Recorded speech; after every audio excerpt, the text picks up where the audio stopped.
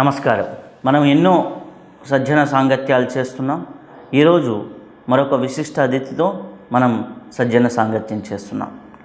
మనం ఇప్పుడు ప్రజెంట్ వైజాగ్లో ఉన్నాం.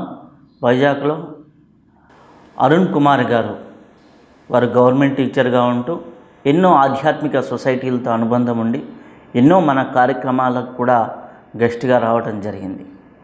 వారు అరుణ్ కుమార్ దగ్గర నుంచి అరుణానంద గారుగా మారటం, ఆ తర్వాత ఎన్నో డివైన్ లైఫ్ సొసైటీ స్వామి శివానంద ఆర్గనైజేషన్తో వారికి మంచి అనుబంధం ఉంది. అలాగే ఎన్నో ఆధ్యాత్మిక సొసైటీలతో కూడా వారికి మంచి అనుబంధం ఉంది.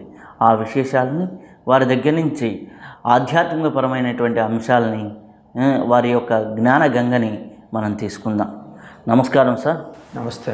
మీరు అరుణ్ కుమార్గా ఉన్న ఒక గవర్నమెంట్ టీచర్ అరుణానందగా మారడానికి ప్రధాన కారణాలేంటి? ప్రధాన కారణాలంటే, నేను హై స్కూల్ స్టడీస్లో ఉండేటప్పుడు మా నాన్నగారు కొంతమంది సన్యాసులతో కలిపి ఈ ఆధ్యాత్మిక గీతాలని, తత్వగీతాలను పాడుతుండేవారు.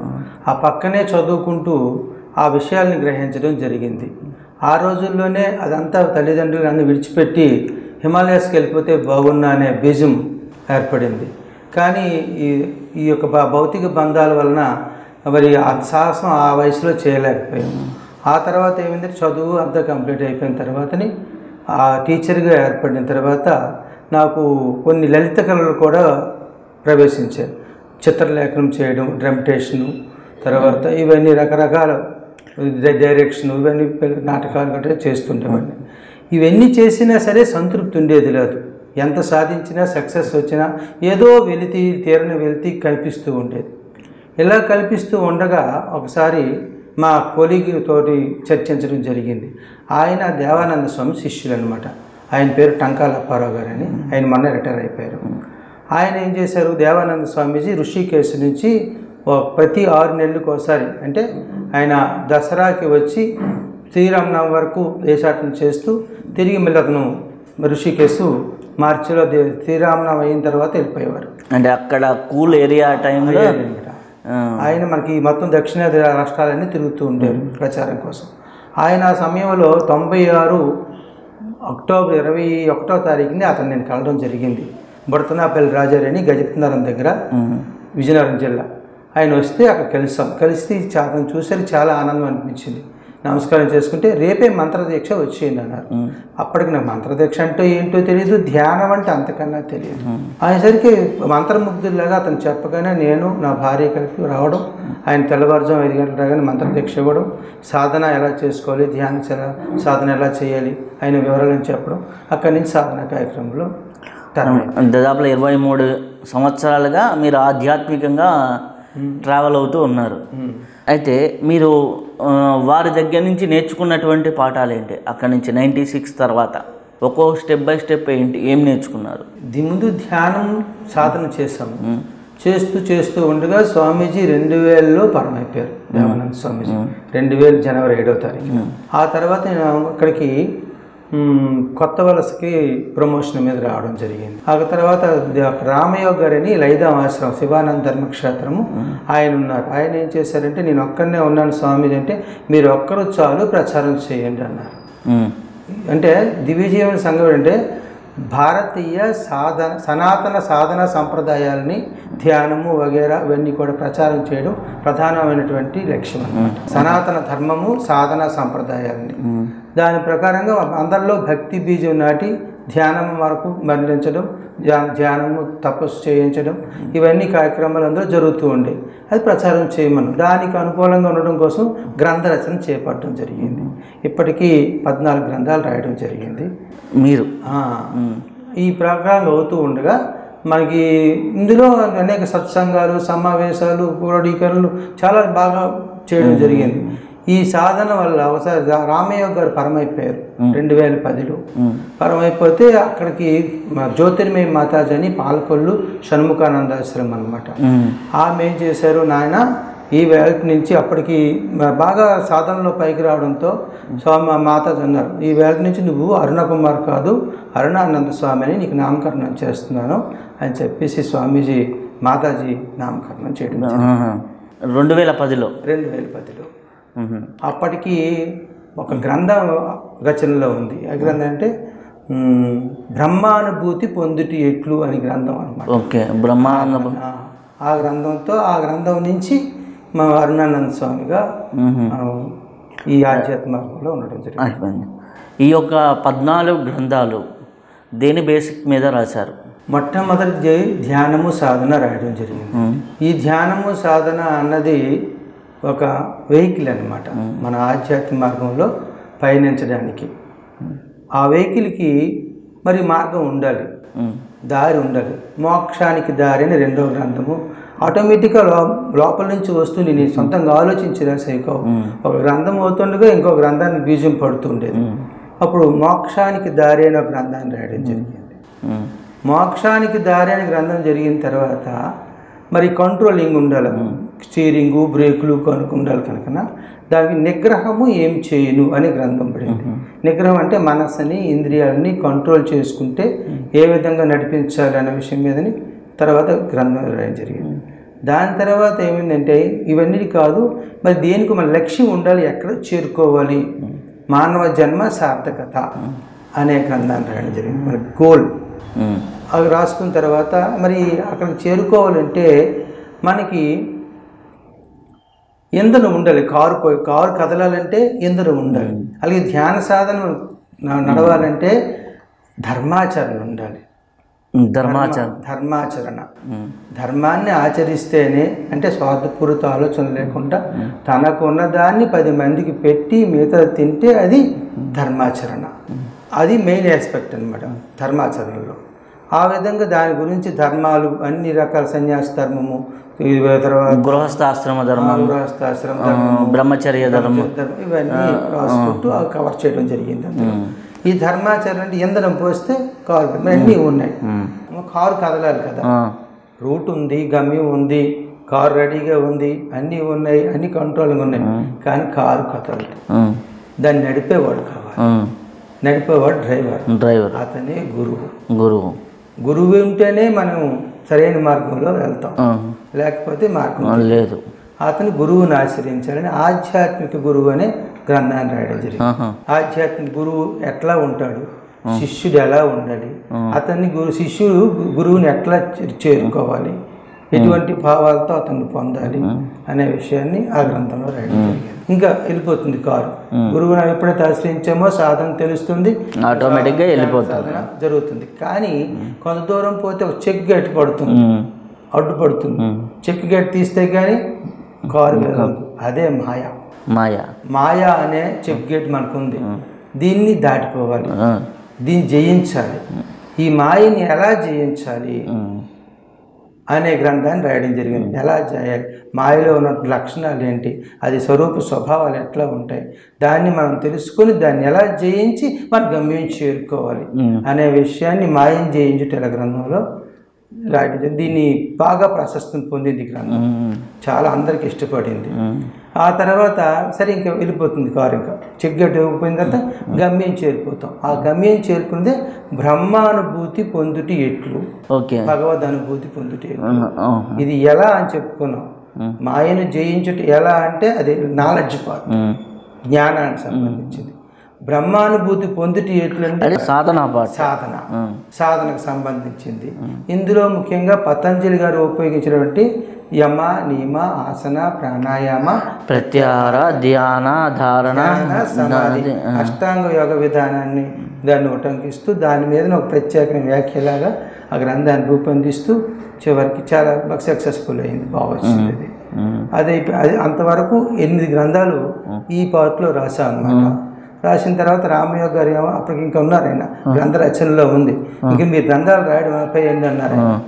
ఆపేయండి, ప్రచారం చేయండి, అది ఎవరు చదువుతారు అన్నారు. స్వామి గ్రంథం రచనలో ఉంది కదా, దీనిని ప్రింట్ అయిన తర్వాత దీన్ని ఆపేస్తానని చెప్పాను. ఆయన ఏమన్నారు, ఆయన ముందు ప్రతి గ్రంథానికి ఆయన ముందు మాట రాసేవారు.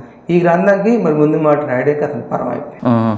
అది ఒక కారణం అయి ఉంటుంది, నేను ఎలా ఉండను రాయడం వేసేది అనమాట. ఆ విధంగా ఆ గ్రంథం ప్రింట్ అయింది. అక్కడి నుంచి ఇలాంటి కలిపి సంకలనాలు ఇలాంటి రాస్తూ గేయ రచనలు చేపట్టి అంతవరకు వచన రచన చేసుకొచ్చాం.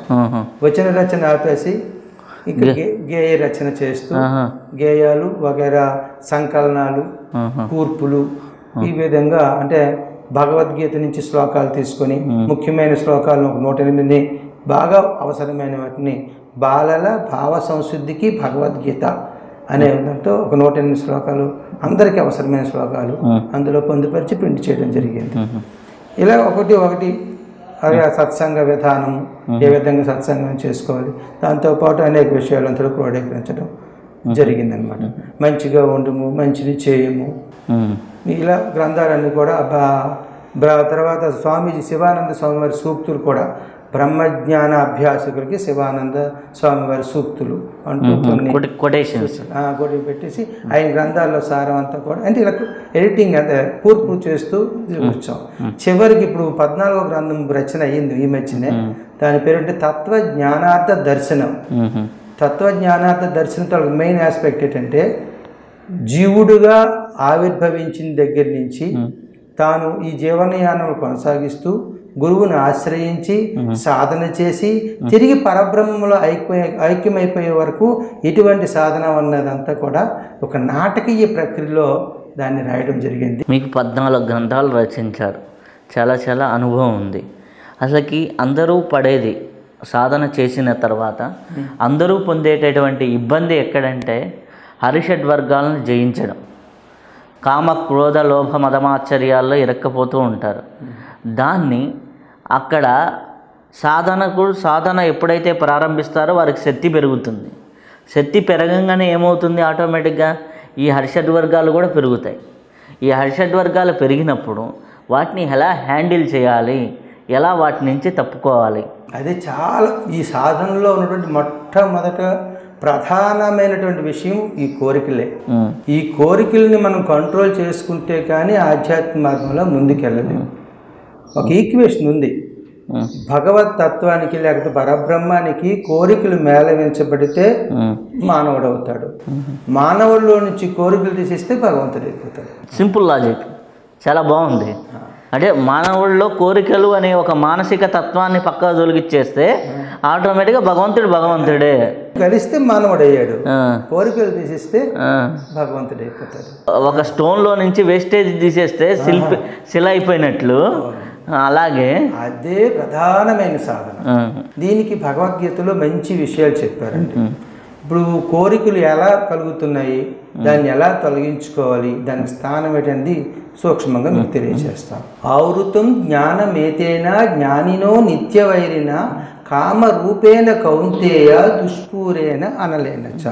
ఈ కామము అంటే ఈ కోరికలే జ్ఞానాన్ని కప్పేసింది అనమాట.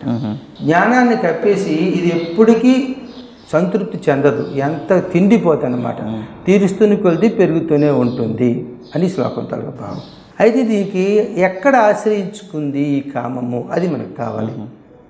ఇంద్రియాని మనోబుద్ధి అస్యాధిష్టానముచ్యతే ఏతైర్విమోహయత్యేష జ్ఞానమావృత్య దేహినం. ఈ దేహం అంటే ఈ జీవుడిని ఇంద్రియాలని మనస్సుని బుద్ధిని ఆశ్రయించుకొని అవి ఉండే స్థానం, ఈ కోరికలు ఉండే స్థానం, కామం ఉండే ప్లేస్ అనమాట. అక్కడ పట్టుకొని మనల్ని ఆడిస్తుంది. అందుచేత స్వామి చెప్పారు, తస్మాత్ త్వం ఇంద్రియాన్యాదౌ నియమ్య భరతర్షభ పాప్మానం ప్రజిహేనం జ్ఞాన విజ్ఞాన నాశనం. తస్మాత్ అంటే అందుచేత ముందు నువ్వు ఇంద్రియాలను కంట్రోల్ చేసుకో. మన తొలక ఇంద్రియాలు ఉన్నాయి, కర్మేంద్రియాలు జ్ఞానేంద్రియాలు. మన కన్ను చెవి ముక్కు నాలిక రుచి ఒక్కొక్క దానికి ఒక ఆహారం. దీన్ని తన్మాత్రలు అంటారు. శబ్ద స్పర్శ రూప రస గంధాలు ఇవి ఆహారాలు. వాటికి ఇవి వాటి మీదకి వెళ్తూ ఉంటాయి. అంచేత వీటిని వాటి విచ్చలవిడిగా వెళ్ళకుండా ముందు మన కంట్రోల్లో పెట్టుకోవాలి. ఏ దేని మీద కాసుకెళ్తే మన లాక్కి వెళ్ళిపోతూ ఉంటాయి. అందుచేత వాటిని కంట్రోల్ చేసుకో. అలా ఇంద్రియ నిగ్రహము కావాలి ఫస్ట్. అక్కడ సాధన అక్కడి నుంచి మొదలవుతుంది అనమాట. ఇంద్రియ నిగ్రహం లేనివాడికి భగవత్ చింతన ధ్యానం కుదరదు. మీరు ఎంత చెప్పండి అది కుదరదు. ఇంకా ధ్యానం కుదరకపోతే శాంతి. ధ్యానం కుదరాలంటే ఇంద్రియ నిగ్రహం తప్పనిసరి. మన ఇంద్రియాలు విచ్చలవిడిగా వదిలేసి నువ్వు ధ్యానం కూర్చోమంటే అవదు, ఈ పైకి వెళ్ళిపోతావు. ఫస్ట్ పత్రిజీ గారు కూడా ఇంద్రియాలని కర్మేంద్రియాలని కట్టేయమనే కదా, కాళ్ళు చేతులు కళ్ళు నోరు అన్నీ కట్టేస్తేనే కదా ధ్యానంలోకి వెళ్ళేది. అంచేత ముందు అది ప్రాక్టీస్ మనం చేసుకోవాలి. ఏవో తినాలని చూడాలని వినాలని ఏవో సుఖాలు కావాలని కోరుతూ ఉంటాయి. అవి ఇది కాదు, నీకు కావాల్సింది ధ్యానమే అత్యున్నతమైన ఆనందాన్ని ఇస్తుంది, ధ్యానానికి మించిన సుఖం లేదు, అందులోనే నువ్వు పరమానందం పొందుతావు అని వీటన్నిటికీ నచ్చ చెప్పి ధ్యానం వైపు మరలించాలి. అంటే కర్మేంద్రియాలని జ్ఞానేంద్రియాలను నచ్చ చెప్పాలి. అది ఇంత ముందర కాలంలో అయితే ఒక ఉమ్మడి కుటుంబ వ్యవస్థలో మీరు అన్నట్లు మీకు ప్రభావితం చేసిన మీ తండ్రి గారు కావచ్చు, లేకపోతే ఇంకొక కామన్గా ఉండేటటువంటి ఉమ్మడి ఫ్యామిలీలో ఎవరో రావటం, ఎక్కడో ఒక చోట ఛాన్స్ ఉండేది. ఇప్పుడు అన్నీ కూడా మైక్రో ఫ్యామిలీస్ అయిపోయినాయి. ఇప్పుడు మీ తరంలో హ్యాపీగా మీకు ఫాదర్ మదర్తో కలిసి ఉన్నారు, ఇక్కడ ఉన్నారు. ఇప్పుడు మా జనరేషన్ వచ్చేసరికి ఏమైపోయింది, మైక్రో ఫ్యామిలీ. అంటే ఎక్కడికో హైదరాబాదులో ఉండి వైఫ్ అండ్ హస్బెండ్ లేకపోతే ఇట్లాంటి వచ్చినప్పుడు వాళ్ళకి జ్ఞానం ఉండదు స్వతహాగా, అంటే 20s ఉన్న వాళ్ళకి. అలాగే వారి దగ్గరికి వచ్చేవారికి జ్ఞానం ఉండదు. వారికి ఆధ్యాత్మిక ప్రభావం కావాలంటే ఏం చేసుకోవాలి? అలాంటి వాళ్ళకి రావాలంటే సత్సంగాలే. తర్వాత మేము పిరమిడ్ మెడిటేషన్ సొసైటీలో ఈ కార్యక్రమాలు నిర్వహిస్తున్నాం. ఈ కార్యక్రమాల్లో కూర్చోబెట్టాలి, వాళ్ళు ఎలాగోలా తీసుకొచ్చి ఆధ్యాత్మిక సభల్లో కూర్చుంటే వాళ్ళకి అవేర్నెస్ వస్తుంది. మనిషి మారడానికి ఈ సజ్జన సాంగత్యం అనేది ఎంతవరకు ఉపయోగిస్తుంది? అదే చాలా అవసరం. సజ్జన సాంగత్యము చాలా అవసరం. ఎందుకంటే నీ స్నేహితుడు ఎవరో చెప్పు, నువ్వు ఎలాంటి వాడో చెప్తానంటారు. అంచేత మన చుట్టూ ఎటువంటి పరిస్థితులు ఉంటే ఎన్విరాన్మెంట్ అనమాట, ఆటోమేటిక్గా మనం చేంజ్ అవుతాం. అంటే సజ్జన సాంగత్యం వల్ల మన మార్గమే మారిపోతుంది, చాలా మంచి మార్గంలోకి రావడం చాలా అవసరం జీవితంలో కూడా. సజ్జన సాంగత్యమే ఫస్ట్ ఉండవలసిందనమాట. దానివల్ల మనకేం కావాలి, మనం ఎందుకు వచ్చాము, ఈ జన్మ దేనికోసం వచ్చాము, ఇవన్నీ కూడా మనకు తెలుస్తాయి. సజ్జన సాంగత్యం లేకపోతే ఇంకా అలా మీరు చెప్పారు కదా, ఇండివిజువల్ కుటుంబాలు ఎందుకు తినడానికి అంతే, పడుకోవడానికి, పిల్లలకి అనడానికి అంతే, అలా వెళ్ళిపోతుంది. ఈ నెల ఎంత సంపాదించాం, ఎంత తిన్నాం, ఎక్కడికి వెళ్ళాం, ఏం సినిమాలు చూసాం, లేదా ఏదన్నా అవుట్ గోయింగ్ ఏదన్నా ఓ ట్రిప్ వెళ్ళామా, లేదా మంచి షాపింగ్ చేసామా, ఇంతవరకే అయిపోతుంది. అంతే అయిపోతుంది. అంత వాళ్ళకి తెలిసింది అదే. ఎవరికైనా యంగ్ ఏజ్లో 30 వరకు అదే తెలుస్తుంది 90%. కొద్దిగా ఆధ్యాత్మిక చింతన రావాలి అంటే ఇంకా సజ్జన సాంగత్యాల వైపు చూడక తప్పదు. అలాగే ఇప్పుడున్న పరిస్థితుల్లో విద్యార్థులకి, మీరు యాజ్ ఏ టీచర్గా ఉన్నారు, విద్యార్థులకి ఓన్లీ నాలెడ్జ్ బేస్డ్ ఎడ్యుకేషనే జరుగుతుంది. నాలెడ్జ్ బేస్డ్ ఎడ్యుకేషన్ కాకుండా ఇంత ముందర కాలంలో వాళ్ళ ఫిజికల్ యాక్టివిటీ ఉండేది, మెంటల్ యాక్టివిటీ ఉండేది, అలాగే స్పిరిచువల్గా కొన్ని నీతి వాక్యాలు ఉండేవి, అలాగే వచ్చేసి సేవాపరంగా ఉండేది. ఇట్లా అనేక కోణాల్లో ఎడ్యుకేషన్ ఉండేది. ఇప్పుడు ప్రైవేట్ సెక్టార్ అంతా కూడా ఒక అపార్ట్మెంట్ లాంటి బిల్డింగ్లో కూర్చోబెట్టి, ఎందుకంటే 90% ఎడ్యుకేషన్ కరికులంలోనే గ్రౌండ్ లేకుండా స్కూల్కి పర్మిషన్ ఇవ్వకూడదు. కానీ ఇప్పుడు గ్రౌండ్ లేని స్కూల్ని తీసేయమంటే ఆంధ్రప్రదేశ్ తెలంగాణలో 90% స్కూల్ పోతాయి. ఈ పరిస్థితిని మీరు ఆధ్యాత్మిక కోణంలో ఎలా చెప్తారు? ఇప్పుడు ఈ మధ్యనే గవర్నమెంట్ స్కూల్లో ఆనంద వేదిక అని ఒక ప్రోగ్రాం పెట్టడం జరిగింది. ఒక అరగంట ప్రారంభంలో ఒక అరగంట కార్యక్రమం. దాంట్లో ప్రధానంగా మొట్టమొదటి శ్వాస మీద ధ్యాసతో మెడిటేషన్ చేయిస్తున్నాం. మీ స్కూల్లోనే? అన్ని స్కూల్లో, స్టేట్ హోల్ ఓవర్ స్టేట్, ఏది ఆంధ్రప్రదేశ్ మొత్తం రాష్ట్రం, ఆంధ్రప్రదేశ్ రాష్ట్రం అంతటా కూడా ప్రతి గవర్నమెంట్ స్కూల్లో ఈ అందరి చేత, పిల్లలందరి చేత మొదటి అరగంటలో శ్వాస మీద ధ్యాసతో ధ్యానం చేయిస్తున్నాం. తర్వాత కొన్ని వాళ్ళకి మంచి మంచి కథలు వగైరా మోరల్ వాల్యూస్ సంబంధించి చెప్పడం, చర్చ పెట్టడం, నువ్వైతే ఏం చేస్తావు అని ఒక సందర్భాన్ని ఉపయోగిస్తూ వాళ్ళలో అవేర్నెస్ తీసుకురావడం జరుగుతుంది. దానివల్ల మూర్తిమత్వం పిల్లల్లో ఏర్పడుతుంది. అది ఎన్నాళ్ళ నుంచో మేము కోరుతున్నాం. భగవంతుడి వల్ల ఎన్నాళ్ళకి మొత్తం రాష్ట్రం ధ్యానాంధ్రప్రదేశ్ అంటారే, ఆ విధంగా మొత్తం ఆంధ్రప్రదేశ్ అంతా ధ్యానం. ఇది ఈ జీవో ఎప్పటి నుంచి వచ్చింది సార్? ఇది కరెక్ట్గా ఒక నెల 15 రోజులు పట్టయింది ఈ మధ్యనే. గ్రేట్ న్యూస్ సార్ అది. ఎందుకంటే చాలా పిల్లలకి అదొక్కటి చాలు, ఆ అర్ధగంట వినియోగించుకుంటే జీవితం మారిపోతుంది. చాలా బాగుంది. ఎందుకంటే మేము అందులో ఇప్పుడు రకరకాల మతాలు స్వభావాలు ఉన్నాయి కదా, శ్వాస మీద ధ్యాస పెట్టడం వల్ల ఏమవుతుందంటే ఇంకా ఏ మతాన్ని టచ్ చేయవలసిన అవసరం లేదు. శ్వాస మీద ధ్యాస పెడితే ఆటోమేటిక్గా ధ్యాన స్థితికి పొందడం జరుగుతుంది. కానీ ఆ విషయం చెప్పాలి మీకు. అది మీరు చిందకన్నారే శ్వాస మీద ధ్యాస ఎందుకు, ధ్యానం అంటే ఏంటి, పిరమిడ్ మెడిటేషన్ సొసైటీ మీకు ఎందుకు నచ్చింది, కొన్ని విషయాలు అడిగారు నాకు. ఆ విషయానికి సంబంధించిన విషయం చెప్తాను. ఇప్పుడు శివానంద స్వామీజీ లేక ఋషి పరంపరంగా మన భారతదేశంలో వచ్చినటువంటి సాంప్రదాయం ఏంటంటే ఒక ఇష్ట దైవాన్ని తీసుకొని ధ్యానం చేయడం. అంటే ఇష్టదైవం అంటే దీంట్లో ముఖ్య మూలం ఏంటంటే ఒక ఇష్టదైవ ఫోటోని ముందు పెట్టుకుంటారు, మంత్రదీక్ష తీసుకుంటారు, ఫోటోని చూస్తూ మంత్రాన్ని చెప్తారు, కళ్ళు మూసుకున్న తర్వాత అదే ఫోటోని హృదయంలో భగవంతుడు కనిపిస్తాడు, మళ్ళీ మంత్రం చెప్తూ ఉంటారు. దీన్ని జపసహిత ధ్యానం అంటారు. కొంత సమయానికి జపం ఆగిపోతుంది, ఇష్టదైవం అదృశ్యం అయిపోతుంది, అంతా పరమాత్మ తత్వం. ఇది ఇష్టదైవం కనిపించే వరకు సగుణోపాసన అంటాం. ఇష్టదైవం అదృశ్యం అయిపోతే నిర్గుణోపాసనకి చేంజ్ అయిపోతుంది. సగుణోపాసన భక్తి, నిర్గుణోపాసన పరాభక్తి. నిర్గుణోపాసనలో నామము రూపము ఆకారం ఇంకేం ఉండవు. ఇది సగుణ నిర్గుణకి వెళ్ళాలన్నమాట, చేంజ్ అవ్వాలి. అయితే ఇక్కడ సగుణోపాసనలో వచ్చేసరికి మాకు శివానంద స్వామి చెప్పిన ముఖ్య అంశం కొన్ని ఉంది. ఆయన ఇష్టదైవం ఒకటే తీసుకోమని చెప్పలేదు, ఆయన ఓంకారం మీద ధ్యానం చేయమని చెప్పారు. లేదా ఒక రూపాయి నాణ్యమంతా నల్లని స్పాట్ పెట్టుకొని దాని మీద కాన్సన్ట్రేషన్ చేసి దాన్ని హృదయంలో పెట్టుకొని దాని మీద చేయమని చెప్పారు. లేదు ఒక వెలుగుతున్న జ్యోతి మీదని కాన్సన్ట్రేషన్ చేయమన్నారు, ఏకాగ్రత. అదే ఇప్పుడు బ్రహ్మకుమారీస్ వాళ్ళు చేయమన్నారు. అది కాదనుకుంటే నీకు నచ్చిన వ్యక్తిని తీసుకొని నువ్వు అతని మీద ధ్యానం చేయమన్నారు. ఎవరు మనవడో తాతో ఎవరు నీకు ఎవరు కావాలంటే ఒక ఫ్రెండో తీసుకోమని చెప్పారు. అలాగే ఇవన్నీ ఇప్పుడు మనం పత్రిజీ గారు శ్వాస మీద ధ్యాస, ఇవన్నీ ధ్యాసతో అంటే మనసును ధ్యాస పెట్టడం కోసం, ధ్యాస అంటే నిలబెట్టడం, మనసుని అక్కడ నిలబెట్టాలి. ఇష్టదైవం మీదనో జ్యోతి మీదనో లేకపోతే రూపాయి కాసంత నల్లని స్పాట్ మీదనో ఓంకారం మీదనో లేకపోతే నీకు నచ్చిన వ్యక్తి మీదనో లేక శ్వాస మీదనో ధ్యాస పెట్టాలి. ఈ ధ్యాస పెట్టడం అనేది మనస్సును అదుపు చేసుకోవడం కోసమేనా? అంటే ఇప్పుడు ధ్యాస పెట్టడం అంటే అన్నింటిలో మనం గమనిస్తే ఏంటంటే మనస్సుని నిలబడడానికి ఒక ఊత, సపోర్టు, ఆలంబన అవసరం.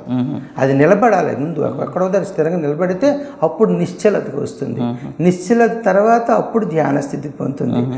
ధ్యాన స్థితి పోయిన తర్వాత సమాధి స్థితికి వెళ్ళిపోతుంది. ఇక్కడి నుంచి ఇవన్నీ కామనే, ఇవన్నీ ధ్యాసలన్నీ కూడా ఒకటే, కానీ ధ్యానం మాత్రం అందరికి ఒకటే. ఏ ప్రకారంగా ధ్యానం ప్రారంభించినా ధ్యానం మాత్రము ధ్యానం తాలూకా అవస్థ అంటాం, ధ్యాన అవస్థ అన్ని విధానాల్లో ఒకటే, అది మారదు. అంటే సిటీలో ఉన్న వాళ్ళంతా ఒక హైవే రోడ్డు ఎక్కడానికి డిఫరెంట్ రోడ్లలో ఎక్కుతారు, కానీ ఫైనల్గా వచ్చేసి హైవే ఒకటే ఉంటుంది. అలాగే అవుటర్ రోడ్డు హైవే అనేది ఒకటే ఉంటుంది. ఎక్కడానికి ఒక్కొక్కరు ఒక్కొక్క ఏరియా నుంచి ఎక్కుతూ ఉంటారు. కొండ మీదకి వెళ్ళే దారి అనేక ఉన్నట్టు ఏ దారిని వెళ్ళినా చివరికి చేరుకుంటాం, కొండకే చేస్తాం. అలాగే మరి ఎక్కడికి వెళ్ళినా ఎలా ప్రారంభించినా సరే ధ్యాన అవస్థ మాత్రం ఒకటే, ఈక్వల్ అనమాట. ఇప్పుడు చాలామంది మీరు కోరికల గురించి ఇందనక మాట్లాడుతున్నాను కదా, ఈ కోరికల్లో ఇరుక్కొని పోయేసి భౌతిక సంపదే నిజమైన సంపద అని, భౌతిక సంపదే మన స్టేటస్ అని, నేను మంచి కారు ఉంటేనే నాకు విలువని, మంచి బట్టలు వేసుకుంటేనే నాకు విలువని ఈ భ్రాంతిలోకి వెళ్తున్నారు. దానిపైన మీ యొక్క కామెంట్. ఆధ్యాత్మిక సంపదే నిజమైన సంపద. మనం ఒక చిన్న ఉదాహరణ చెప్తాము. 1000 రూపాయల నోట్లు ఉండేవి, అవి ఏం చేశాడు, క్యాన్సిల్ చేశాడు మోడీ గారు వచ్చి. దానికి విలువ ఉంది. ఇప్పుడు ఆ 1000 రూపాయల నోటు దొరికితే విలువ లేదు. అలాగే తోలు నాణ్యాలు ఉండేవి, రాగి నాణ్యాలు ఉండేవి, దేనికి విలువ లేదు. మరి బంగారం అనుకో, రాముడు కాలం నుంచి ఇప్పుడు వరకు బంగారం విలువ బంగారం. ఈ డబ్బులతో ఆ 1000 రూపాయల నోట్లతో వాడు బంగారం కొనుక్పెట్టుకున్నాడు అనుకోండి, ఎప్పటికీ జీవితాంతం మొత్తం ఎవరికైనా ఎన్ని తరాలైనా బంగారం విలువ అలాగే ఉంటుంది. ఈ నోట్లకి విలువ ప్రభుత్వం ఉన్నంత వరకు, ఏ ప్రభుత్వం ఉంటే ఆ ప్రభుత్వం మారిపోతూ ఉంటుంది, డెసిషన్ మారిస్తే మారిపోతుంది. అంచేత మనం బంగారంగా మార్చుకుంటే అది ఎప్పటికీ స్థిరంగా ఉంటుంది. అది అలాగే ఈ ప్రాపంచికలో ఉన్నటువంటి సంపదలన్నీ కూడా ఇప్పుడు మనం ఉన్నంతవరకే పనికొస్తాయి, తర్వాత జన్మకి ఉపయోగపడవు. దీనిని నువ్వు ఆధ్యాత్మిక సంపదగా మార్చుకోవాలి. ఆ విషయాన్ని ఎవరు పట్టించుకోవట్లేదు. కాబట్టి ఇప్పుడు సంపాదించుకొని ఉన్నావు, అనుభవిస్తున్నావు అంతే. కానీ నువ్వు కూడబెట్టింది అది నీకు ఎందుకు పనికిరాదు, నువ్వు ఇచ్చిందే నీకు పనికి వస్తుంది. నువ్వు ఏదైతే దానానికి, ధర్మానికి, ఆధ్యాత్మిక కార్యక్రమాలకి, ఒక సేవా కార్యక్రమాలకి ఉపయోగిస్తావో అదంతా కూడా నీకు అకౌంట్లో పడుతుంది, పుణ్యధనంగా మారుతుంది. ఈ పుణ్యధనము నీకు ఎన్ని జన్మలకైనా పనికి వస్తుంది. నువ్వు ఈ జన్మే కాదు, ప్రతి జన్మకి నిన్ను రక్షిస్తుంది, సుఖవంతుడిగా చేస్తుంది. పుణ్యం వల్ల సుఖపడతావు, పాపం వల్ల కష్టపడతాం. చెడు పనులు చేస్తే పాపం వస్తుంది, మంచి పనులు చేస్తే పుణ్యం వస్తుంది, అంతే తేడా. అంచేత నువ్వు పుణ్య కార్యక్రమాలకి ఈ ధనాన్ని వినియోగించి పుణ్యధనంగా మార్చుకుంటే ఈ జన్మకి కాదు, జన్మలకి కూడా నీకు ఉపయోగపడుతుంది. నువ్వు సుఖంగా సంతోషంగా ఉండడానికి ఉపయోగపడుతుంది. మంచి మార్గంలో, ఆధ్యాత్మిక మార్గంలో పయనిస్తూ చివరికి ఆత్మసాక్షాత్కారం పొందడానికి కూడా ఇది ఉపయోగపడుతుంది.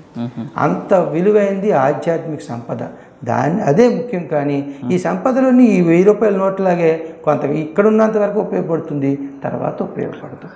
సరే, ఇప్పుడు మీరు బాగా చెప్పారు. ఇప్పుడు జనరల్గా యాజ్ ఏ గవర్నమెంట్ టీచర్గా మీకు ఒక అమ్మాయి ఉందనుకోండి, సంస్కారం కలిగిన వాళ్ళకి ఇచ్చి పెళ్ళి చేస్తారా, లేకపోతే మంచి శాలరీ ఉన్న వాళ్ళకి ఇచ్చి పెళ్ళి చేస్తారా? మంచి శాలరీ ఉన్న వాళ్ళకి ఇస్తారా, వాళ్ళకి ఇచ్చి చేస్తారా? ఇప్పుడు ప్రపంచం ఎలా ఉంది, మంచి శాలరీ చూస్తున్నారు, వాళ్ళు సాఫ్ట్వేర్ ఇంజనీరా కాదా అని చూస్తున్నారు, లేకపోతే మంచి నెలకు ఒక 60-70 వేలు సంపాదిస్తున్నాడా లేదా అని చూస్తున్నారు తప్పితే వాడు ఎలా ఉంటున్నాడు, వాడి బుద్ధి ఏంది, వాడి చేష్ట ఏందని చూడటం లేదు. అలాగే నా కూతురు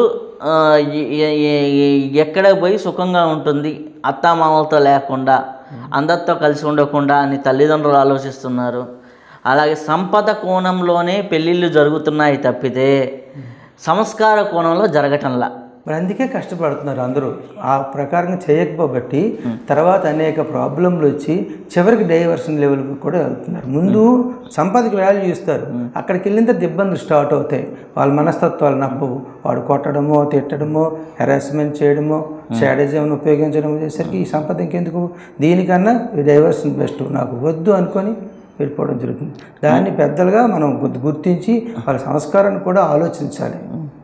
అప్పుడే అది మొత్తం అమ్మాయి అది కాదు, జీవితాంతం సుఖంగా ఉండాలంటే ఈ రెండూ ఆలోచించాలి. దేనికైనా ముఖ్యంగా సంస్కారానికి ఎక్కువ వాల్యూ ఇవ్వాలి. మొన్న ఒక గురువు గారు ఇట్లానే ఇంటర్వ్యూ చేస్తుంటే చెప్పారనమాట, 1,00,000 రూపాయలు సంపాదించే అల్లుడి కన్నా, 1,00,000 రూపాయలు సంపాదించే భౌతిక సంపద కన్నా 20,000 సంపాదిస్తూ సంస్కారం ఉండేవాడు చాలా గొప్ప అని చెప్పాడు. అంతే కదా, అంతే కదా. సంస్కారం లేకపోతే ఎంతైనా, ఎంత చదువు ఉన్నా సంస్కారం లేని విద్య ఎందుకు పనికిరాదు. మనం ఇట్లా సంస్కారం, సంపద వైపు మనం అడుగులు వేస్తున్నాం, మన బుద్ధి అనేది అటే వైపు ప్రేరేపిస్తుంది. దీనికి కర్మ మూలం కాదంటారా? మన పూర్వజన్మ సంస్కారాలు మూలం కాదంటారా? అది దానికే కర్మము ఆగామి, సంచిత, ప్రారబ్ధ కర్మలని 3 ఉంటాయండి. సంచితం అంటే మనం అనేక జన్మల్లో చేసినటువంటి కర్మల యొక్క ఫలితాలు నిలవ ఉంటాయి. ఆ నిలవున్న ఫలితాల్లో తీవ్రతను బట్టి ఏదైతే అనుభవించాలో దానిని ప్రకారంగా మనకి జన్మ ఉంటుంది. దాన్ని ప్రారబ్ధ కర్మ అంటాం. ప్రారబ్ధ కర్మని అనుభవిస్తూ, అంటే దేనైతే అనుభవించడానికి వచ్చామో దాని అనుభవిస్తూ మళ్ళీ మంచి పనులు, చెడు పనులు చేస్తుంటాడు. ఇవి మళ్ళీ నిల్వలోకి చేరుతూ ఉంటాయి, సంచితంలోకి. దీన్ని ఆగామి కర్మలు అంటారు. ఇది చక్రం అనమాట, సంచితం, ప్రారబ్ధం, ఆగామి. ఇప్పుడు అది ఎలాగుంటుందంటే, ఒక వ్యక్తి తన ఇంట్లో నిల్వలో పప్పు, బియ్యము అన్నీ నిల్వలో ఉంటాయి. అందులో కొంచెం తీసుకొని క్యారేజ్ కట్టుకొని పనిలోకి వెళ్తాడు. పనిలో పని చేసిన తర్వాత కూలి వస్తాయి. ఆ కూలి డబ్బులతో మళ్ళీ ఇంటికి అన్నీ కొనుక్కొని పసుకొస్తాడు. ఇది చక్రం. ఎలాగో అంటే ఒక పని చేసేవాడు ఇంట్లో ఉన్న దాంట్లో కొంత తీసుకొని వండుకొని వస్తాడు, వండుకున్న దాంతో తిని పని చేస్తాడు, పని చేయంగా ఇంకా కొంత డబ్బు వస్తుంది, మళ్ళీ దాంతో మళ్ళీ సరుకులు కూడా పెట్టుకుంటాడు. అంటే కర్మ సైకిల్ అనేది సంచితము, ప్రారబ్ధము, ఆగామి. ఇది చక్రం, దీన్ని కర్మ చక్రము చక్రము అంటాం. ఈ ఫ్రేమ్లో మనం తిరిగిపోతుంది. జీవుడు కూడా పుడుతూ చూస్తూ ఉండడం కారణం ఇదే. అవును. అయితే మనకి ఇప్పుడు ఫలితం రాకుండా పనిచేయాలి, ఫలితాన్ని ఆశించకుండా. దాన్ని నిష్కామ కర్మయోగం భగవద్గీతలో చెప్పిన ప్రధానమైన పార్ట్ అది. నిష్కామ కర్మయోగం అంటాం. ఫలితాన్ని ఆశించకుండా సత్కర్మల్ని, చెడు పనులు ఎప్పుడూ చేయకూడదు, సత్కర్మలే చేయాలి. చెడు పనులు చేస్తే అలాగే పాపం వస్తుంది. మంచి పనులైనా ఫలితాన్ని ఆశించకుండా చేయాలి, అప్పుడు దానివల్ల ఫలితం మనకు రాదు. ఉదాహరణకు వాడు శ్రమదానంకి వెళ్ళాడు, మంచి పని చేస్తున్నాడు, కానీ అది శ్రమదానం చేయడం వలన వాడికి ఏ ఫలితం రాదు. ఇంటికి రావాల్సిన సామాన్లు తేడానికి ఉండదు. అంటే ఆగామి కర్మలు ఆగిపోతాయి. ఆగామి కర్మలు ఎప్పుడైతే ఆగిపోయావో మన హృదయం శుద్ధి మొదలవుతుంది. ఫలితం మీద ఆశించినంత వరకు మన మనస్సు చంచలం అయిపోతూ ఉంటుంది. అంటే కోరికల మీదకి ఆశలకు చెందిపోతూ ఈ డబ్బులతో ఏం చేద్దాం, తర్వాత చేద్దాం, ఇంకెలా సంపాదిస్తాం, ఇవన్నీ పెరిగిపోతూ ఉంటుంది. ఎలా మోసం చేయాలి, ఇంకా డబ్బులు ఇంకెక్కువ చేయాలి, ఏ విధంగా చేయాలి, ఈ విధంగా వెళ్ళి. కానీ ఫలితమే ఆశించకపోతే ఈ ఆలోచనలన్నీ కట్ అయిపోతాయి. ఫలితం ఆశించకపోతే ఆలోచనలు కట్ అయిపోయిందో అప్పుడు హృదయ శుద్ధి స్టార్ట్ అవుతుంది. హృదయ శుద్ధి ఎప్పుడైందో నీకు ధ్యానం నిలబడుతుంది. మీరు ఈ పాయింట్ బాగా చెప్పారు. రిజల్ట్స్ అనేది ఆశించకుండా, రిజల్ట్స్ ఓరియంటెడ్గా కాకుండా వర్క్ ఓరియంటెడ్గా చేయమంటున్నారు. ఓకే, ఇప్పుడు ఎడ్యుకేషన్ సిస్టంలో మీ టీచర్ కాబట్టి అడుగుతాను, ప్రతి ఒక్కటి కూడా రిజల్ట్స్ ఓరియంటెడ్గానే జరుగుతున్నాయి. రిజల్ట్స్ ఓరియంటెడ్గానే స్కూల్కి చేరుస్తున్నారు తల్లిదండ్రులు. రిజల్ట్స్ ఓరియంటెడ్గానే పిల్లల యొక్క భవిష్యత్తును నిర్ణయిస్తున్నారు. చుట్టుపక్కల ఉన్న సమాజం వాడికి 10th క్లాస్లో 9.5 9.2 9.1 వస్తేనే వాళ్ళని గుర్తిస్తున్నారు కనీసం మనుషుల కింద. 9 రాకపోతే ఉండదు. అయితే ప్రతి ఒక్క దాంట్లో ఇప్పుడు చేర్చే దాంట్లో కానీ పంపించే కాలేజీలో కూడా రిజల్ట్స్ బేస్డ్. అసలు యోగ సూత్రమేమో ఫలితం ఆశించకూడదు అంటారు, కానీ మనం ఏది కూడా ఫలితంతోనే చేస్తున్నాం కదా. ఇప్పుడు సిస్టమ్ మొత్తం ఫలితం బేస్డ్ అయిపోయింది కదా, రిజల్ట్స్ బేస్డ్. ఒక విషయం ఏంటంటే, నువ్వు రిజల్ట్ గురించి ఆశించినా ఆశించకపోయినా అది వచ్చి తీరుతుంది, కానీ నీ మనసులో దాని మీద దృష్టి పెట్టుకోకూడదు. నాకు కావాలి, దానివల్ల టెన్షను, ఒత్తిడి, చికాకులు, ఆరోగ్యం పాడవడం ఇవన్నిటికి కారణం అదే. ఒత్తిడి, మానసిక ఒత్తిడి పెరుగుతుంది. నువ్వు చేసే పని సక్రమంగా చేస్తే సక్రమమైన రిజల్ట్ వస్తుంది, అక్రమంగా చేస్తే అక్రమంగా రిజల్ట్ వస్తుంది. నువ్వు ప్రతిదీ పిల్లల విషయంకి వచ్చినట్టయితే ఏ రోజు చెప్పిన పాఠాన్ని వాడు చదువుకొని రిజల్ట్ ఓరియంటేషన్ అక్కర్లే, నాకు ఇది వచ్చిందా లేదా, నేను తెలుసుకున్నాను లేదా, దాని మీద అనుభూతి అంతవరకు వాడు ఆలోచించుకొని అంతే. ఆ విధంగా ఎప్పుడు చెప్పిన పాఠాన్ని వాడు చదువుకుంటూ చేసుకుంటూ పోతే రిజల్ట్ ఏముంది, చక్కగా రాయగలుగుతాడు. వాడికి అన్నీ వచ్చి ఉంటాయి కనుక టెన్షన్ మరి ఉండదు. అలాగే మనం కూడా జీవితంలో అనేక పనులు చేస్తూ ఉంటాం, రకరకాల జీవితంలో చేస్తుంటాం. మనం ఇప్పుడు రిజల్ట్ మీద దృష్టి పెట్టగానే మన టెన్షన్ స్టార్ట్ అయిపోతుంది.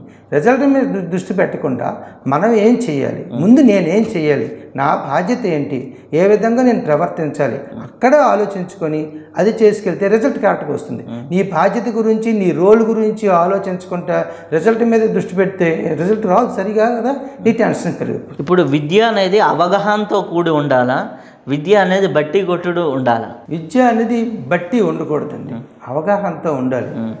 ఇప్పుడు ప్రతి విషయాన్ని కూడా అది అర్థమైందా లేదా, మనకు ఆధ్యాత్మికం కాదు ఏవైనా కావచ్చు, మనకి బట్టి పట్టింది మర్చిపోతాం.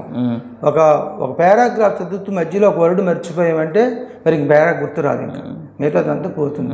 అదే అవగాహన చేసుకుంటే సొంత మాటలతో రాయడం జరుగుతుంది. వాడికి భావం వచ్చిందంటే ఇంకేం అక్కర్లేదు. ఇప్పుడు ఏమవుతుందంటే ఒక పాఠం చెప్పిన తర్వాత 15 రోజుల తర్వాత వాడికి వితౌట్ ఇన్ఫర్మేషన్ టెస్ట్ పెడితే వాడు రాయగలగాలి. అది అనమాట. అంటే ఆ పాఠం అలా వాడికి అర్థం అవ్వ ఉండాలి. పూర్వకాలంలో నీతి కథలతో ఎడ్యుకేషన్ ఉండేది.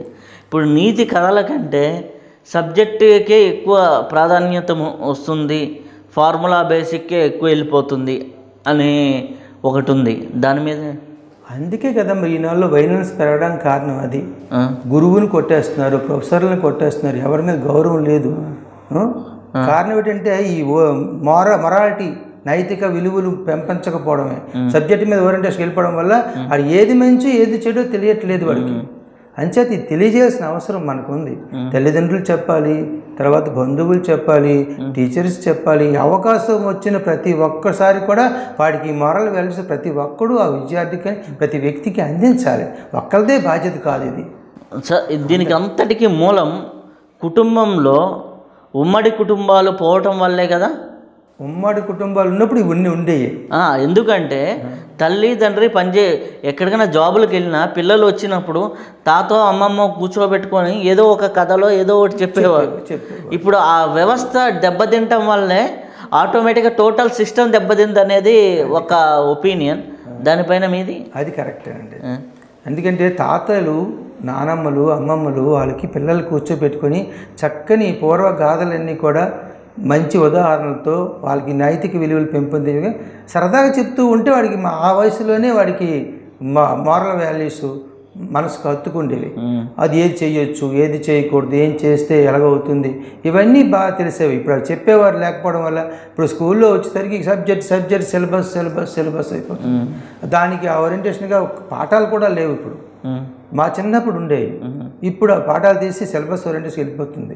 నేను ఈ విషయమే చాలాసార్లు తప్పన పడ్డాను కూడా. ఇప్పుడు ఈ 15 రోజులు బట్టి ఇవన్నీ పెట్టడం జరిగింది.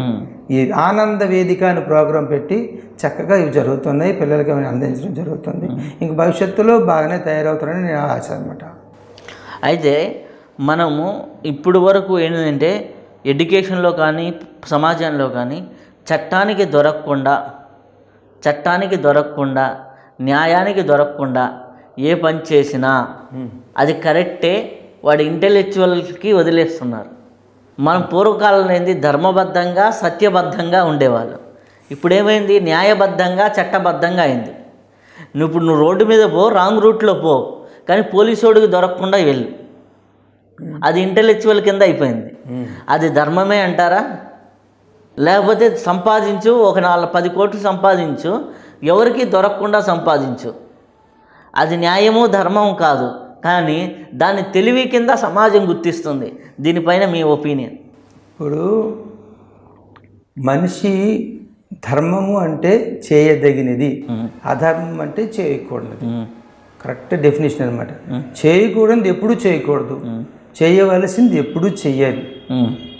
ధర్మాన్ని రక్షిస్తే మనం రక్షించబడతాం.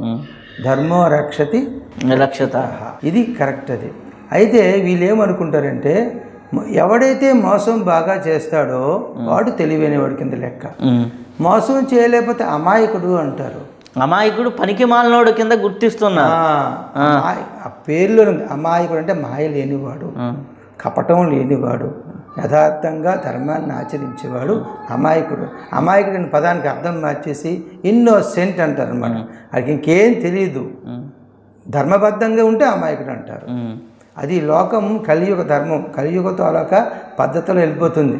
దేనికే ఎక్కువ పాలు పెరిగిపోతుంది కనుక అందరూ అందులో కొట్టుకెళ్ళిపోతున్నారు. కాకపోతే ధర్మబద్ధంగా మనం ఎంతవరకు ఉన్నా సరే ధర్మాన్ని ఆచరించాలి. ఏది చెయ్యాలో అది శాస్త్రబద్ధంగా, ఏది చెయ్యాలని చెప్పారో అది చెయ్యాలి. చెయ్యవద్దు అంటే మానేయాలి. మద్యపానము, పేకాట, జోదము, తర్వాత వ్యభిచారము, ఇవన్నీ ఉన్నాయి చేయకూడని పనులు. దొంగతనము, ఇవన్నీ చేయకూడదు కానీ చేస్తున్నారు, అధర్మం అవుతుంది. ఇప్పుడు సార్ మీరు గవర్నమెంట్ టీచర్గా ఉన్నారు, మీ సంపాదనతో ఒక ఇల్లు కట్టారు, లేదా ఇంకొద్దిగా బాగా ఫ్లెక్సిబుల్గా ఉండి ఎప్పుడో మొదట్లోనే ఏదో ల్యాండ్ కొని ఉంటే వైజాగ్ లాంటి సిటీలో 2 ఇళ్ళు కట్టగలుగుతారు. అదే మీ స్థాయిలో ఉన్న ఒక ఫ్రెండ్ ఏదో ఒక అధర్మబద్ధంగా ఏదో ఒక కాంట్రాక్ట్లో 10 ఇళ్ళు కట్టారు అనుకుందాం, లేదా 10 చోట్ల వారికి ఫ్లాట్స్ ఉన్నాయి, వారికి ఎక్కువ వాల్యూ ఉందా ఈరోజు సమాజంలో? గౌరవబద్ధంగా మీ ధర్మబద్ధంగా ఉండే వాళ్ళకి ఎక్కువ గౌరవం ఉందా? ప్రపంచంలో ధనం ఉందా చెప్పారు కదా, ధనం ఎవరికి ఎలా సంపాదించినా ధనం ఎక్కువ ఉంటే విలువ ఉందని అనుకుంటారు. కానీ ధర్మబద్ధంగా ఉన్నవాడికి ఎప్పుడు విలువే. ఏ స్థాయిలో ఉన్నా వాడు ఆనందం ఉంటుంది, ఆత్మానందం పొందుతాడు. ఈ ప్రాపంచిక ఆనందాలు వాడికి ఏం కాదనమాట. ఇవన్నీ క్షణిక ఆనందాలు. ఇవి శాశ్వతమైన ఆనందమే నిజమైంది.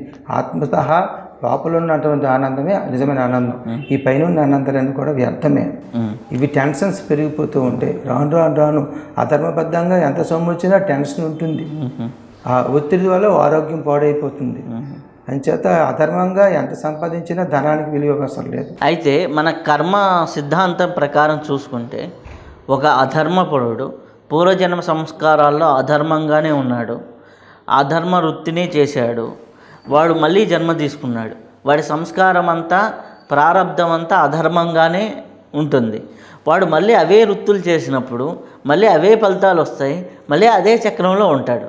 లేకపోతే పుణ్యకర్మ చేశాడు అనుకుందాం. పుణ్యకర్మ చేసిన వాడు మళ్ళీ కర్మ అంటే ఒక మంచి ఫ్యామిలీలో పుడతాడు, మళ్ళీ పుణ్యం చేసే అలవాట్లే వస్తాయి, మళ్ళీ పుణ్య ఫలితమే వస్తుంది, మళ్ళీ పుణ్య చట్టంలోనే ఉంటాడు. ఇట్లా మంచి చేస్తున్నా ఆ చక్రంలోనే ఉంటాడు, చెడు చేస్తున్నా ఆ చక్రంలోనే ఉంటాడు. ఈ చక్రాన్ని ఎక్కడ బ్రేక్ చేయాలి? ఎక్కడ బ్రేక్ చేయాలంటే అది ఎప్పుడైతే ధ్యానం చేయాలి, భక్తిని అవలంబించి ధ్యాన స్థితికి వచ్చేటట్లు చేయాలి. అది పూర్వజన్మ కృతంగా కొన్ని కాల్పనికంగా పుణ్యం భగవంతుడు అంటకడతాడండి. చతుర్విధ భజంతే మాం జనా సుకృతినోర్జున ఆర్తో జిజ్ఞాసురర్ధార్థి జ్ఞానీ చ భరతర్షభ. 4 రకాల పుణ్యాత్ములు ఉన్నారని చెప్తాడు భగవంతుడు. ఆర్త అంటే ఆపదలో ఉన్నవాడు, ఓ భగవంతుడా నాకు ఈ ఆపదను తొలగించు అంటాడు. వాళ్ళకి ఎప్పుడన్నాడో అప్పుడైనా భగవంతుని తలుచుకున్నాడని. ఎప్పుడైతే భగవంతుని తలుచుకున్నావో మన ధ్యాన స్థితికి వెళ్ళిపోతాం, అంటే ఇవన్నీ మర్చిపోతాం. దానివల్ల కొంత పుణ్యం వస్తుంది. ఇది అక్కర్లేకపోయినా జిజ్ఞాసు, ఇదంతా ఏంటి, భూమి ఏంటి, సూర్యుడు ఏంటి, మనం ఎందుకు పుట్టాం, ఇదంతా ఎలా జరుగుతుంది అని తెలుసుకోవాలని కొంతమంది ఉంటారు. దాని జిజ్ఞాసు అంటే జ్ఞానం పొందాలని. అది తెలుసుకోవడానికి ప్రయత్నం చేయడం వల్ల కూడా పుణ్యం వస్తుంది. ఆర్తో అర్ధార్థి, సంపదలు కావాలి. ఇంతకు మీరు అన్నారే నాకు డబ్బులు కావాలంటే ఆడు కూడా దేవుడికి మొక్కుతాడు, ఆడు కూడా ధ్యానం చేస్తారు. స్వామి నాకు ఈ పదవి కావాలి, లేకపోతే నాకు ఎంత ఆస్తి పెరగాలి అని ఒక క్షణమైనా దేవుడికి నమస్కారం చేస్తాడు. ఆ ఒక క్షణం చేసినందుకు ఆడి స్వార్థంతో సంపద కోసం చేసిన కొద్ది పుణ్యం ఇస్తాడు. జ్ఞానం ఉన్నవాడు ఎప్పుడు భగవంతుడిని తలుచుకుంటాడు. అయితే ఇలా చేస్తూ వాడు ఏం చేస్తాడంటే కొన్నాళ్ళకి ఇలా తన ఫలితం కోసము సంపదల కోసం భగవంతుని తలుస్తూ కొన్నాళ్ళకి తెలుసుకుంటాడు, ఇది కాదు నేను కోరుకోవాల్సింది, దీనివల్ల కష్టాలే తప్ప ఈ కోరుకోవాల్సి ఒక భగవంతుడినే కోరుకోవాలి తప్ప ఇవేం కోరుకోకూడదు అని నిశ్చయానికి వాడంతటా వాడు వస్తాడు. అప్పుడు టర్న్ అయిపోతాడు. కొద్ది టైం పడుతుంది. మీకు పత్రిజీ గారితో ఉన్నటువంటి అనుబంధం ఏంటి? నేను కొత్త వలసలో ఈ ధ్యాన కార్యక్రమం మా అంతటా మేము ఉంటుండగా అక్కడ ఒక పిరమిడ్ హాస్పిటల్ పెట్టారు. అక్కడ అప్పారావు గారు అని ఉండేవారు. అక్కడ ఆయన కాటకాపల్లి అవుతుంది. చాలా పెద్ద తర్వాత కొన్ని ప్యాంప్లెట్లు వచ్చినాయి. ఆ ప్యాంప్లెట్లో ఈ ఆత్మతత్వం గురించి రకరకాలు అన్నీ కూడా చెప్పడం జరిగింది. ఇదేదో బాగుంది, మా సబ్జెక్టు చెప్తున్నారని చెప్పేసి అక్కడికి వెళ్ళి కలిసాం. కలిసిన తర్వాత పిరమిడ్ కిందని ధ్యానం చేయించారు. నాకు ముందు కూర్చున్నారు. పిరమిడ్ కింద ధ్యానం చేస్తే మామూలు చేసిన దానికన్నా బాగా 10 రెట్లు ఎక్కువ వచ్చింది పిరమిడ్ కింద ధ్యానం చేయడం. అంటే మీరు ఇంతకుముందు ధ్యానం చేసేదానికి పిరమిడ్ కింద ఉపయోగించడం వల్ల రెట్టింపు అయితే తేడా వచ్చింది. వచ్చిన తర్వాత బాగానే. దీని తర్వాత ఇందులో అక్కడికి ప్రతి వీక్లీ వర్స్ అక్కడికి ప్రసంగాలు చేయడానికి కోసం రమ్మని చెప్పారు. వెళ్తూ ఉండేవాడిని అక్కడికి. వెళ్తున్న తర్వాత నేను ఎప్పుడు కూడా ఈ శ్వాస మీద ధ్యాసని పిరమిడ్ స్పిరిచువల్ సొసైటీ తాలూకా భావాలని ఎక్కడ నేను ఖండించలేదు. ఎందుకు ఖండించలేదంటే ఇష్టదైవమైన లేకపోతే ఓంకారమైన లేకపోతే జ్యోతిర్బిందువైనా ఇవన్నీ కూడా ప్రకృతిలో అంత భాగం, మూల ప్రకృతి ఉంటుంది. పరమాత్మ ఒకడే ఉన్నాడు, అతనిలో ఈ మూల ప్రకృతి ఉద్భవించింది.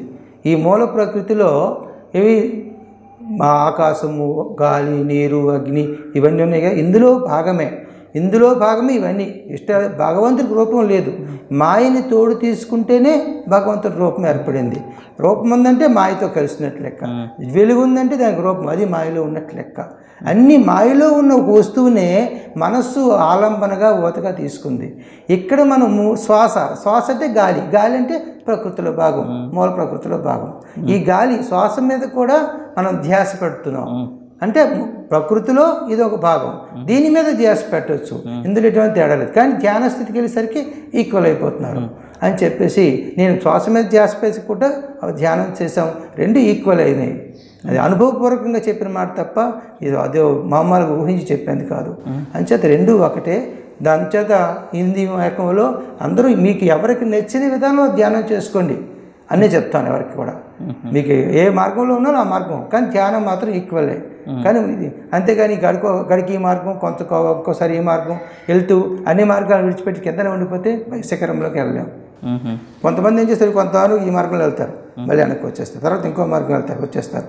ఎప్పుడు వెళ్తారు చివరికి? అన్ని మార్గాలు టచ్ చేస్తూ ఉంటాడు, కానీ ఏ మార్గంలో ఒక మార్గం పట్టుకొని పైకి వెళ్ళిపోతే చివరికి వెళ్ళిపోతారు. అయితే పత్రిజీ గారిని ఎప్పుడు కలిశారు మీరు? పత్రిజీ గారికి ఆ సమయంలోనే ఇక్కడ ఒక మీటింగ్ పెట్టడం జరిగింది. అప్పుడు వచ్చి ఆయనకి వెళ్ళడం జరిగింది. ఆ తర్వాత అక్కడ ధ్యాన మహాచక్ర చేశారు, అక్కడికి వెళ్ళాము. ఆ తర్వాత ఈ ఇండియన్ ఐఎఫ్ఎస్ అక్కడ పెట్టడంతో అక్కడ నాకు ప్రసంగించడానికి అవకాశం ఇవ్వడం జరిగింది. ఇది విజయనగరంలో ఇప్పుడు 14 అనుకుంటా, 2014 అనుకుంటా. అక్కడ 1 గంట సమయం నాకు ప్రసంగించడానికి అవకాశం ఇచ్చారు. పత్రిజీ గారు కూడా చాలా అప్రిషియేట్ చేశారు, చాలా ఆనందించారు ప్రసంగం విని. మీకు ఈ ఇంటర్వ్యూ మీద మీ ఒపీనియన్ ఏంటి? నాకు ఇంటర్వ్యూలో పాల్గొనడం లేదు, ఎందుకంటే నేను పూర్తిగా ఆత్మస్థితిలో ఉండడానికి ఇష్టపడుతూ ఉంటాను. కానీ ఇది లోక కళ్యాణానికి ఉపయోగపడుతుంది కనుకన మీరు పిలవగానే రావడం జరిగింది. మంచి విషయాలు 10 మందికి అందితే వాళ్ళు కూడా ఈ మార్గంలో పయనించి మంచి మార్గంలోకి వెళ్ళి అందరికీ మంచి చేసే అవకాశం ఉంటుందనే ఉద్దేశంతో వచ్చాను. బాగానే జరిగింది. థ్యాంక్ యూ అండి, కృతజ్ఞతలు.